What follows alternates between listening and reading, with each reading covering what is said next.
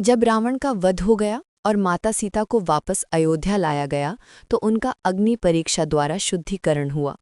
ये परीक्षा इसलिए कराई गई ताकि दुनिया को विश्वास हो सके कि सीता माता रावण के महल में रहते हुए भी पवित्र थीं। अग्निदेव ने स्वयं प्रमाण दिया कि सीता माता निर्दोष हैं। इसके बाद राम और सीता अयोध्या लौट आए और राज्याभिषेक हुआ। लेकिन समय बीता और प्रजा में कुछ लोगों ने सीता माता की पवित्रता पर सवाल उठाने शुरू कर दिए। कुछ नागरिक आपस में बातें करने लगे। सीता रावण के महल में रही थीं, क्या ये उचित है कि वो हमारी रानी बने? ये बातें धीरे धीरे अयोध्या में फैलने लगी।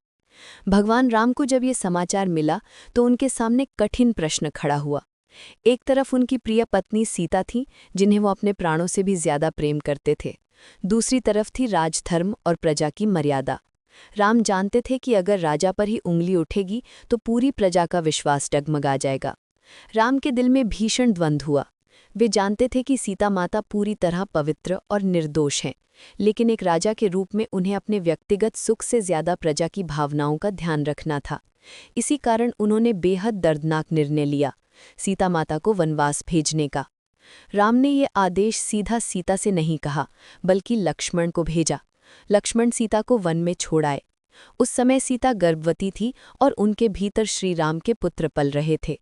वन में ऋषि वाल्मीकि ने सीता को आश्रय दिया।